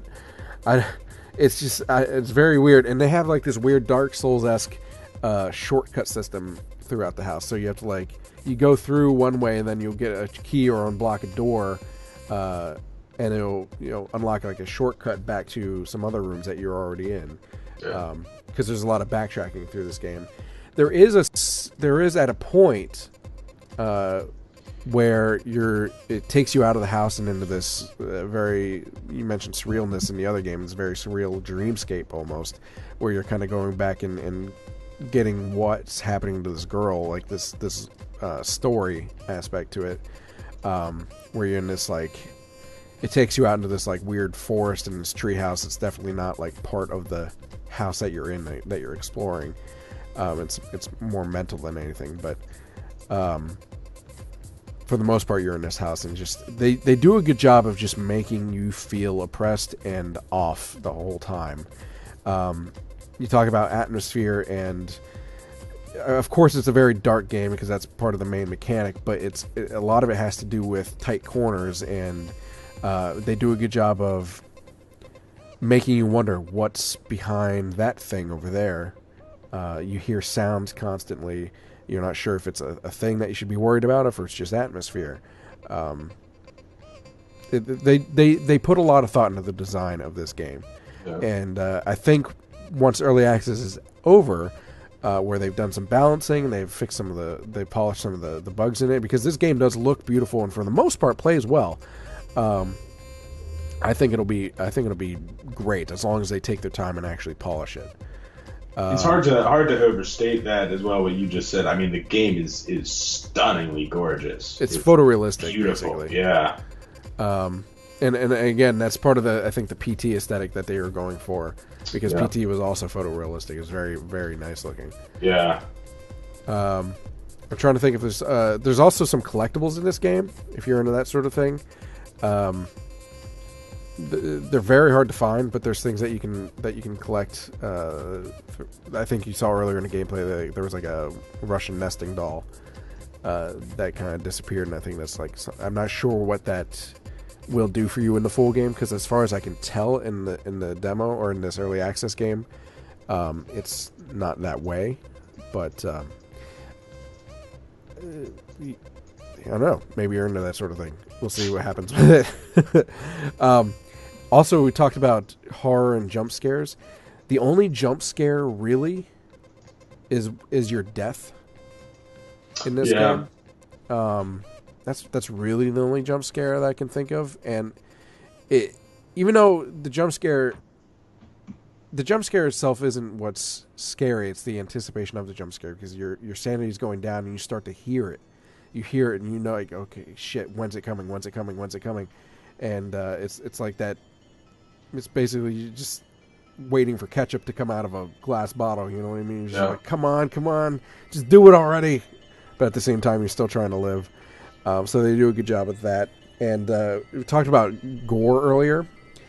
There is some gore in this game towards the end. I don't want to spoil it, but they do it because of the story, because of everything that you've gone through. The gore is tasteful the right word? Yes, absolutely. I don't know if tasteful is the right word, but it's not gratuitous. Yeah, it's done well. You're like, it's one of those situations where you're like, Jesus Christ, at the end of it. You mentioned a camera, and I'm seeing it on the gameplay now, in the other game. They use a camera mechanic in this as well, and it reveals first of all, it helps because you can see in the dark, but it's terrifying because you can't see, and then it's like flash like a strobe light, and it's just like, what's going to be there. And they do that mechanic where sometimes something will pop up in the flash and then it won't be there in the next flash, but it's also used to reveal like pathways to get to the next story point, I guess you could say, as it's showing in the gameplay here. Where it's showing like the drawing on a wall, and it's kind of like leading the player somewhere, and it's also showing like, oh, there's a demon involved and that sort of thing with this girl. And it's something about cameras, and probably why Fatal Frame is so beloved in the horror industry, is just something about cameras that just really fuck with you. Yeah. You're about to get a little spookage right here in the gameplay as well. That's the little. There are actually two ghosts in this, and that's not a spoiler, because that's told pretty much from the beginning, that there's a girl and then there's something else with the girl. So there are two ghosts in this game, and they're both equally scary, I shall say. I'm not trying to think of if there's anything else I can say without it spoiling anything major. As much as you were able to play, what did you think of it? I think that while it is a similar game to Infliction, I think it's a more sophisticated in its design. I really, really liked the aspects of it that reminded me of Amnesia. The various play with the light sources, the sanity mechanic was really cool.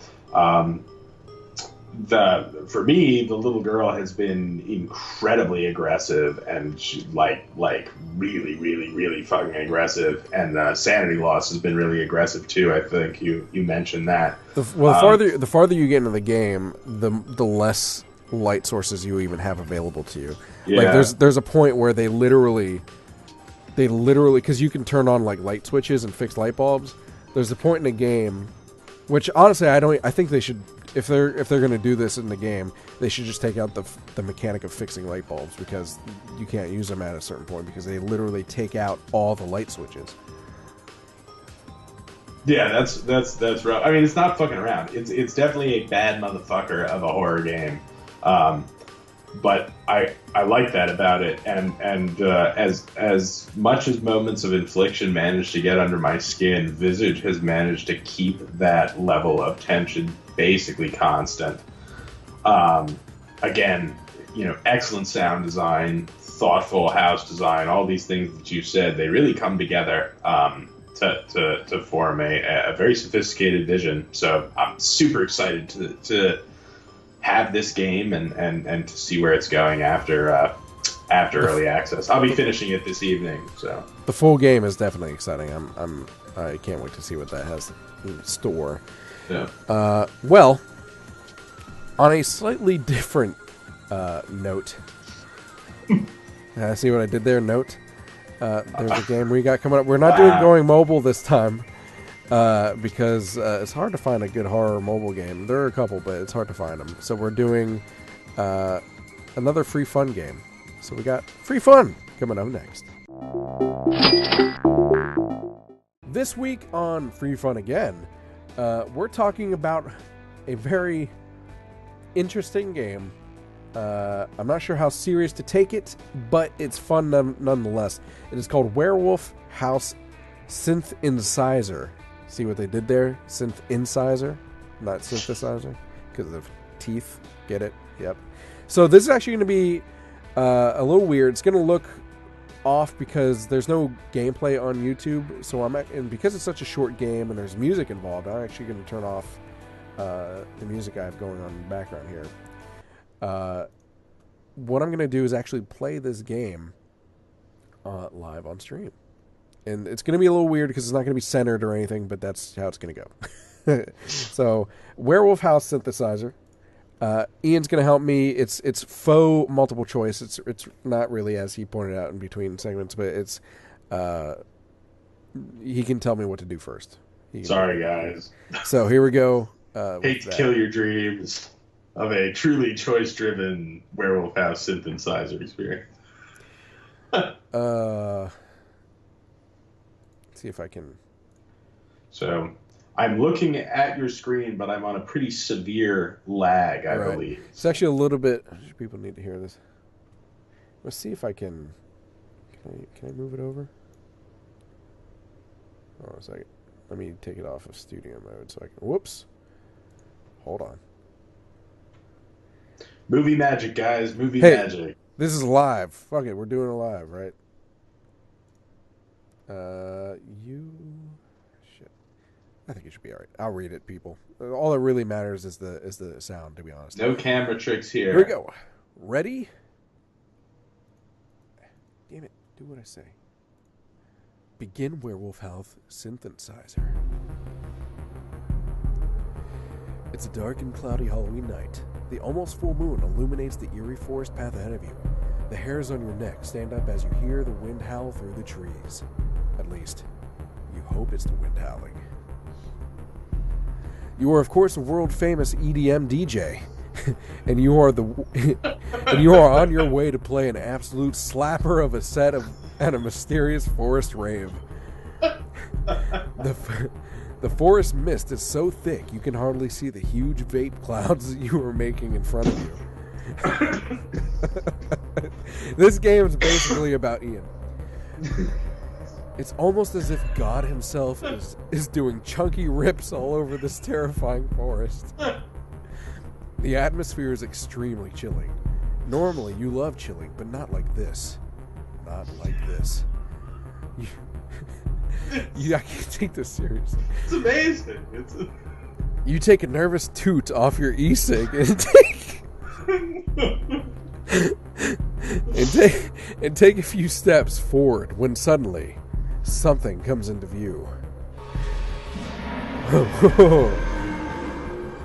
There was a little musical sting there. The fog parts and you see an expertly drawn house in front of you. Why, it's the Werewolf House, of course. How could you not know that? Jesus Christ, I mean, look at it. How can you not tell what it is? You messed up so bad clicking on this. You feel a shiver crawl up your spine and a tingle in unmentionable places when you remember that this house is infamous on the web for being absolutely haunted silly by nature's vampire, the werewolf. The night just took a turn for the scary. They often say that the greatest evil is in the heart of man, but second place is definitely the werewolf house. It's got bats in it, and now you have to play a show there. Anyway, even though it's scary, you still are excited to debut your new spooky beat, which whips a large amount of ass. You smile and walk toward the house, thinking about your beat when suddenly you feel a strange energy. Blammo! Out of nowhere, your ass is fried with lightning. It hurts, and you are on fire. Turns out not only is God living that vape life, he also hates you and decided to lightning you. Probably for all the sins you do all the time. Sorry. You dust yourself off and realize, oh no, your precious certified slapper of a beat has been blasted to goddamn smithereens. Extremely exploded. And unfortunately, you may have to have an unforgettable, weeby-deserving interactive adventure in the werewolf house in an attempt to create a new beat before the moon is full. The rave starts when the moon is full. Of course, you already know that, so why would I have to explain that earlier? This is fine storytelling. Just fine. So just to reiterate, you have to journey inside to assemble a hot new beat before the moon is full, and you'll like it. Last chance, asshole. Ready to enter the werewolf house? Or are you gonna run away like a coward baby? That's up to you. We gotta enter it, man. All right. We gotta go in. We gotta play a show. Here we go. We gotta vape milky clouds. Wow, you really made it. The front door of the damn werewolf house. You have no idea the amount of brain power it took to even get here, but you know it was downright heroic and probably worthy of at least a Spike TV video game award to create this experience. Truly, man, this is the greatest computer of all time. You get an uneasy feeling in the pit of your incredibly toned six-pack stomach, but there's no turning back now. Enter the werewolf house. This is definitely about Ian.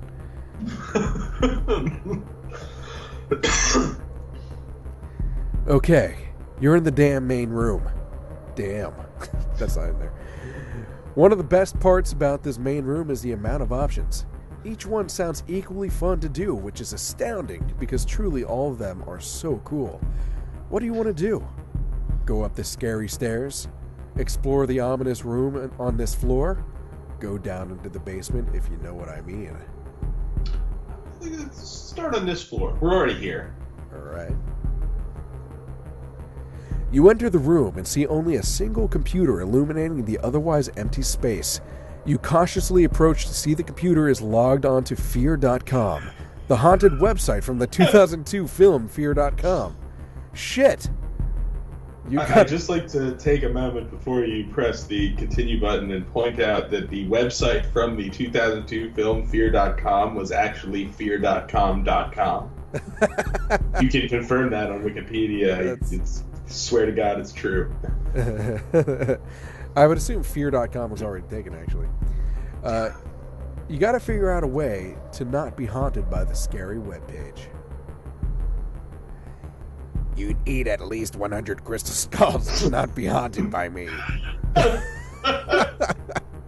The haunted website says, but each crystal skull must be collected by opening moon crates, and each moon crate costs 10 fun bucks, which cost $8.99 American each. Oh hell yeah, microtransactions, you think. This kicks ass, but unfortunately the lightning that exploded by my beat also burned up my chain wallet. Maybe you can think of a different way to get out of this web pickle. I agree with Vance. Ha ha ha. That you think you can outsmart me? Sounds like a thing a hauntable person would say, says the scary website.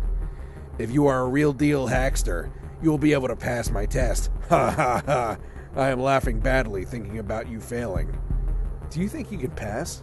Here it is. I am not a robot. I think I may have done the trick. Robots kick ass. You have failed, the computer says. Whoops, just kidding, you failed. Sorry, I messed up earlier when I said that did the trick. Test number 2. Can you click on all the pictures that have stop signs in them and also feature a handsome computer? That's all of them, by the way. Oh wow, that's nice. Oh, that's him. Oh wow, that's nice of you. Thank you for thinking I'm handsome. Stumped. Notice that I said to click on the pictures, not the checkbox. Ha ha ha. I did this as a brain challenge and not because I'm bad at AI coding. Ha ha ha.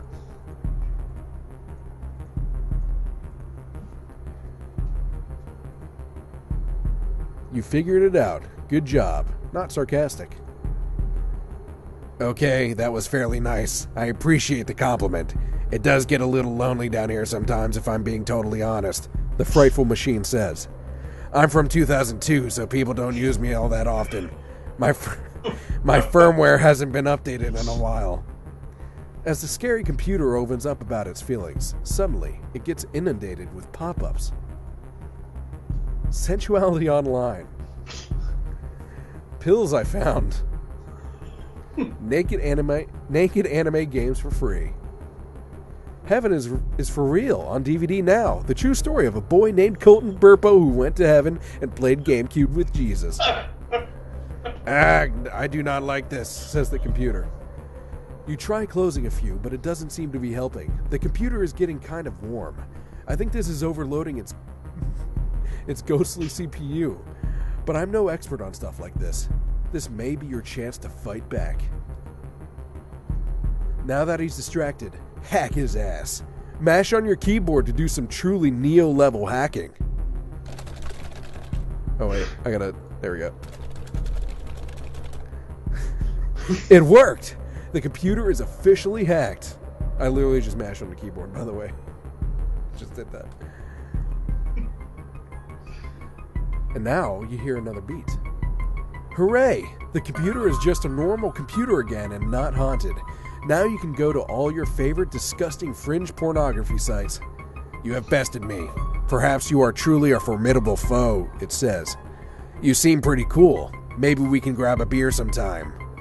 Yeah, maybe sometime, you say. But you both know it'll never really happen. All this action has caused the computer to overheat and smoke comes out of it. So that's sort of sad. But the modem makes a cool noise though for your beat. So that's fairly cool. Okay, you're in the damn main room. One of the best parts about this main room is the amount of options, etc., etc. It's the same thing as that other screen. So do you want to go up the stairs or down into the basement, if you know what I mean? Let's go upstairs. Why not? Here we go. You reach the top of the stairs to see a door on your right, and on your left is a set of stairs leading to the attic. If you think the doors are scary, wait till you see the inside. You'll be wetting the jockstrap the government requires all DJs to wear by law. Which do you want to go in? I think I'll go up into the scary attic, please, or I would like to be trapped in a scary bedroom. Well, I'm all about being trapped in a scary bedroom, so let's do that. Here we go. You enter the room only be face to face with the most beautiful werewolf you've ever seen in all your days. The werewolf actually has a fantastic explanation for why it's a werewolf when it's not the full moon yet, but you are so stricken with the gorgeous sight in front of you, you can't even ask. The werewolf begins to speak. Hello, hot stuff, the werewolf says sultry. I'm in the mood for love, so maybe you can answer my questions that I ask all of my potential hunks to see if we are compatible for bedroom stuff. Also, if you impress me, I might do some cool vocals on your beat.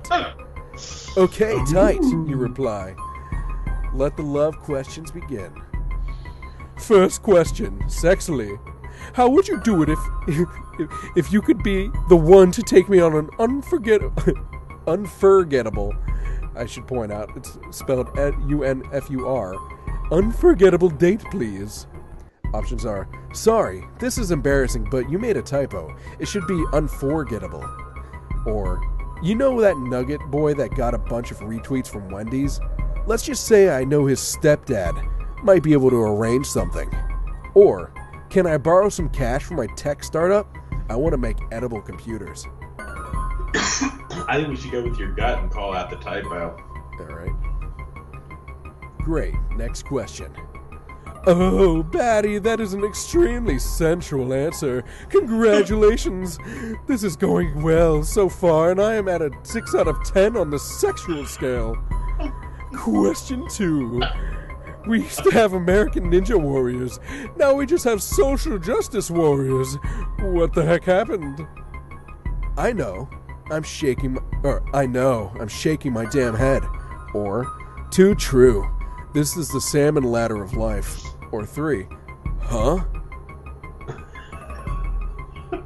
Huh? Okay, fine. Let's do the next question. That question was a test. You failed miserably. I like that, says the werewolf. You just bumped me up to an 8.5 out of 10 horniness. A big fat congrats to you. I'm very close to being in love with you and wanting to be on your track. Final question. Werewolves, zombies, and Draculas are all examples of classic horror monsters that turn their victims into one of their own by biting them. Is this due to a lack of creativity in the field of horror writing, or is there another reason for this overused horror framework? How dare you? Horror writers are a treasure and should be sent a king's ransom of rubies and jewels. Or 2, yeah, but not sharks. Did you see the Meg? Or 3, have you thought any more about the edible computer idea? Josh, as our local aficionado of giant shark movies, is the Meg worth mentioning in this conversation? I like, yeah, sure. Oh, let's do it. Let's do it. Cool. Let's calculate your answers. Okay, just calculating your answers here. 1 second. Looks like you got Janet from The Good Place? God damn it, I think I used the wrong survey. Oh well, Janet is pretty funny, so that's enough for me to fall in love. Come here and give me a big stinky kiss. Okay, tight. You plan to snog the werewolf. You plan to snog the werewolf right on its wet werewolf mouth and nose. A woo! The werewolf lets out the most beautiful melodious howl. One so beautiful it could only be powered by true love. Yes, this will certainly make a kick-ass addition to your beat. Now we're back in the main room. Go back up the stairs to the attic or down to the basement, if you know what I mean. Well, I guess we gotta go to the attic. Alright. You climb the stairs only to see that the attic is pitch black. Let's get some fucking light up in this room. Why is it so goddamn dark? That sucks. Yank the cord attached to the light bulb. You pop on the light and the attic is completely empty except for a bright white clean skeleton in the corner. As everyone knows, skeletons are scary, but if they're clean... What? Skeletons that are dirty are scary, but if they're clean, they're funny. This is funny and not scary, you say out loud. Unfortunately, this causes the skeleton to get extremely pissed off. Time to fight. Great, you've gone and done it now. You've offended the skeleton. What a stupid move on your part. He begins to kick your ass with his bony feet and hands. It hurts your body and face badly. Pick a move to fight back.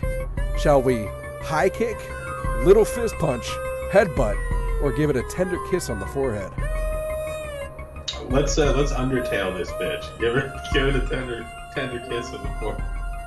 All right. Your attack is extremely ineffective because you didn't hit the button right. Not sure how you did that, but here we are. The skeleton kicks you and you lose a shitload of hit points. You are doing poorly. Here comes another attack. Maybe you can do a defensive move. Would you like to do a reversal, counterattack, parry, or start crying but pretend like you're not crying to look tough for your boys? I think we should probably start crying but pretend we're not crying to look tough for our boys. Nope. The skeleton continues kicking your ass. Actually, it seems like he's kicking it even better now that he knows your fighting style. You know, because you attempted that counterattack. You have no choice but to do what you call a heavy attack. Would you like to ask him nicely to stop? Politely but firmly ask him to stop kicking your ass? Telekinesis? Or cry even harder and punch a wall because you have trouble dealing with your emotions? Switch it up. Let's go with telekinesis this time. The skeleton pauses for a moment after you begged him to stop. Maybe it worked? Nah, he was just charging up to shoot you with a fireball. But actually it doesn't hurt too bad. Quick, while he's not attacking, you have time to bust out one of your special moves. What you gonna use? Aggressive vape tricks? Kylie Jenner lip challenge? Osteoporosis? Or looking in the mirror and calling yourself a fucking idiot? You know the answer to this. We gotta do aggressive vape tricks. You could say something like, here comes a fucking compound fracture, if you were smart like me. But you're so dumb you say something like, time to skelebrate. You say your bad catchphrase and wind up for your attack, but the skeleton straight up shoots you with a gun. The bullet causes you to go falling down the stairs, ass over noggin. You land on the floor with a thud. The skeleton laughs a classic skeleton laugh where only his jaw goes up and down.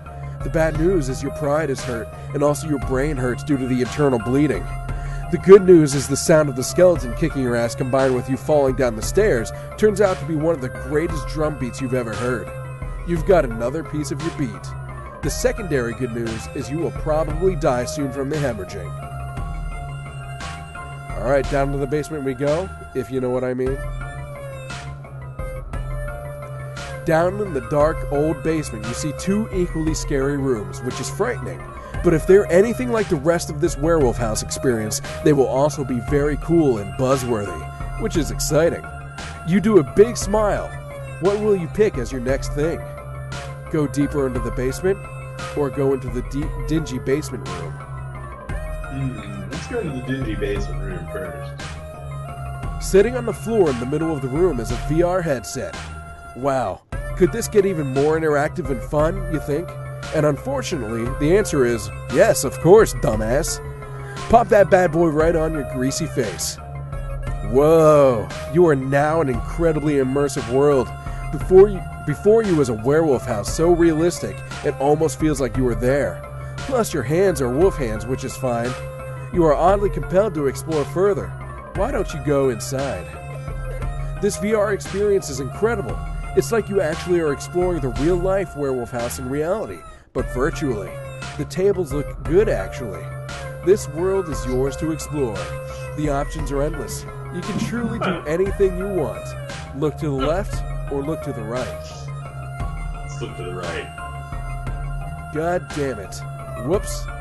Shit. Dang it. Ah, crap. Shoot. That's not good.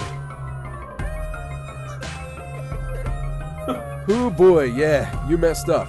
Not good at all. This is getting very bad. You should probably take off the headset now. You take off the headset as engulfed in nature's gamer fuel. Fire. You really fucked up extremely badly on this one. The good news is the fire sputtering out of the dying headset makes a pretty sick synth line for your beat.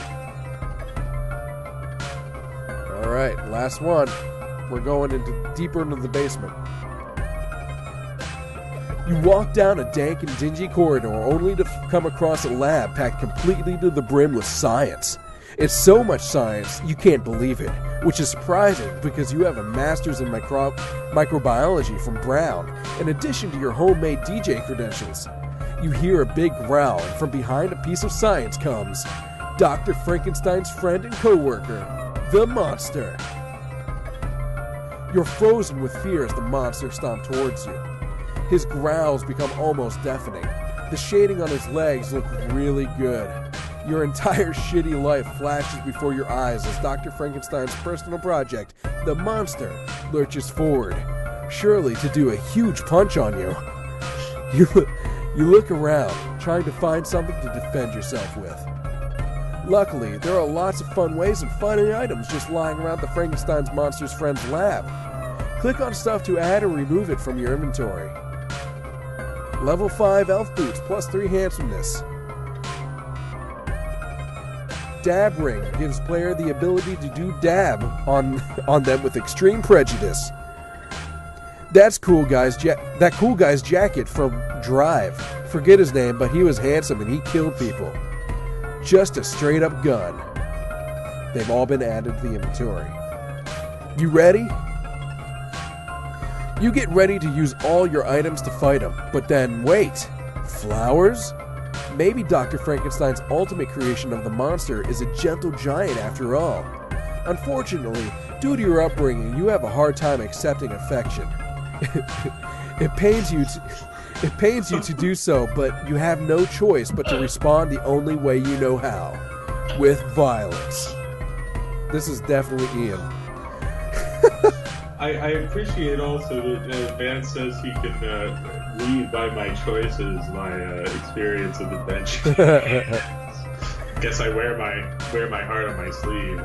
You don't feel great about it, but you smash that whole lab and all the science in it. The monster isn't even really mad. He's just shocked and wondering why you're destroying his home. Actually, just kidding. He is really mad too. The monster begins marching towards you, arms outstretched. What the heck is he doing? Who walks like that? That sucks. It's clear he wants revenge for the science equipment that you destroyed because basically that's his mom if you think about it. What's the plan? I think I will run away, please, or I will apologize for the damage I've done. My reaction is unfortunate but not surprising, and I'm working on that part of myself. I think you should apologize. Actually, never mind. Whatever you were going to do is not really relevant anymore because the monster is on fire because of some chemicals you destroyed probably. Dr. Frankenstein appears and says that you owe him $48 for the damage. Shit. That was how much you were going to get paid for this rave. Oh well. Luckily, the Frankenstein signature monster dying screams actually sound cool and are a great addition as the bass line for your beat. Looks like the moon is finally full, just in time for your beat to be fully assembled and slapping at full torque. It sounds good. You like it. You hear wolves howling in the distance as a big old button comes out of the floor. You know what you have to do. Smash that button. I mean really. Give it a good wallop. Let's drop that damn brace. You drop the bass and you drop the bass and before you can say Skrillex featuring Diplo, you are surrounded by a bunch of terrifying monsters. Not pictured are other monsters like mummies and pumpkin heads galore. The monsters have transformed into werewolves because of the moon. No time to explain how this works. They want to rave. Now. Damn, this party is going nuts. The werewolves are all EDMing extremely hard. They are extremely horny for dancing. I mean, your beat is good and all, but this seems like a little much. The energy in this room builds and you start to feel weird. Okay guys, let's try and tone it down a bit. Come on. As the werewolf frenzy and the music gets crazier, you are becoming even more consumed with the strange feeling. It's extremely scary, but also you have to take a moment to check and confirm that, yes, you are having a huge amount of fun clicking around in this interactive experience. You look down at your hands and, what the heck? They are electricity. You are becoming pure dubstep energy. You guys, I'm serious. You need to cool it. Guys, I said relax. As you are mesmerized by the monster jamborees in front of you, you realize that when you were struck by lightning, you weren't just hit by the lightning, you were bit by it. And here in the werewolf house, we all know that anytime you get bit by a thing, you become it. No. Why would you need to have been Why would that need to have been established earlier? It's fine. Now that the moon is full, your transformation is complete. You have become pure energy. You are the Werewolf House Beat. The werewolves keep dancing, and then suddenly you are hit with the second twist, which is that as a pure energy form, you get sucked into the computer and are trapped in the internet. You flash back to all the cool shit you just did. All the lightning, fire, electronic dance music, raving, and computer stuff all over the house made this happen. It all comes together perfectly. Yes, it does. No, seriously, it does. You must now spend every full moon in this cursed online hell. As you zip your way around the net, you find a single solitary place of comfort. A small bit of happiness among all the hateful opinions and harassment and screeching Fortnite streams. Yes, of course it is. WerewolfHouse.com.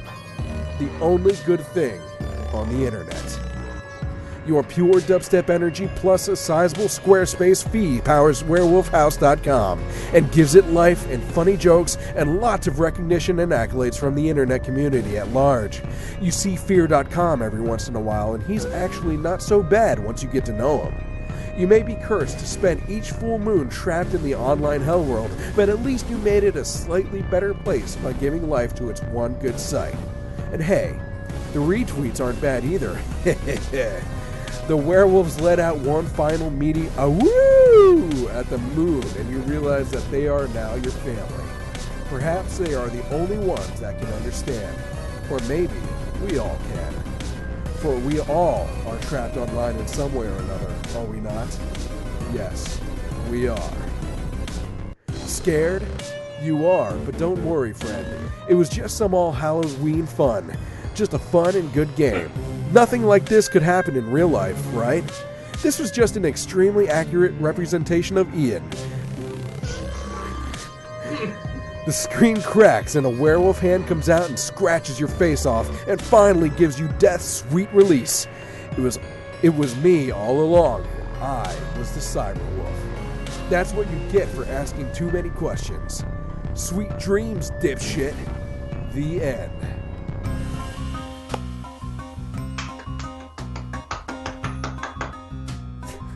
Hamlets by Indie Game Riot. The work of fucking art. Welcome, Dr. Browning. Glad you joined us there. So that was Werewolf House Synthesizers by Andy Thing. You can find it on itch.io for free. And that was the unusual free fun thing. Since we couldn't find gameplay, I did it myself. So, you know, hooray. And there it is. So that was probably the longest free fun I've ever done because I read through the whole game. Hopefully that wasn't boring. Actually, I don't know. Oh, I was absolutely fixated. I was having fun. Rippling with dubstep energy. That was a story all about Ian, as we've established. Oh man.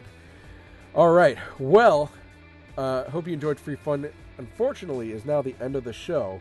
Let us know in the comments below what horror games that you like. We're actually gonna have a horror game probably for Peep Show next week because there were 2 Peep Shows I was gonna put in that I wanted to put into this one, but we can only do one. But the next one's so good that I think we're just gonna do another horror game next week for Peep Show. But you shall be surprised if you haven't heard it yet. Anyway, if you like what we do and you want to help us out, you can do so by here on Twitch. You can subscribe to us, especially if you have a Twitch Prime account or whatever that is. You get one free subscription that you can give to us. That's really helpful and appreciated. Or you can go to patreon.com/Indie Game Riot and, of course, help us out that way. Non-financially, you can help us out by tweeting us things or emailing us things like news, games, people to talk to, that sort of stuff. Our Twitter is @IdeaPodcast. And, of course, Facebook.com/IdeaPodcast. And email is contact@IndieGameRiot.com. You can also check us out on Discord. We want to keep growing the Discord community, so check out the Discord links in the description below or here on the stream below. And join us there. You can chat with me and Ian in real time. At least when Ian's not developing his ass off. Oh, man. I've become the most difficult person to have an online conversation with. But so, do you have any last words? Anything spooky to say? Spooky. You just sound like the werewolf. Oh, woo! Yeah. Yes. That's about all I got. All right, man. That was the flamboyant werewolf. Good. Yeah. Well, hope everyone has a happy Halloween and find a bag and candy full of indie news injections. Toodles. You gonna say your goodbye? Oh, goodbye, yeah.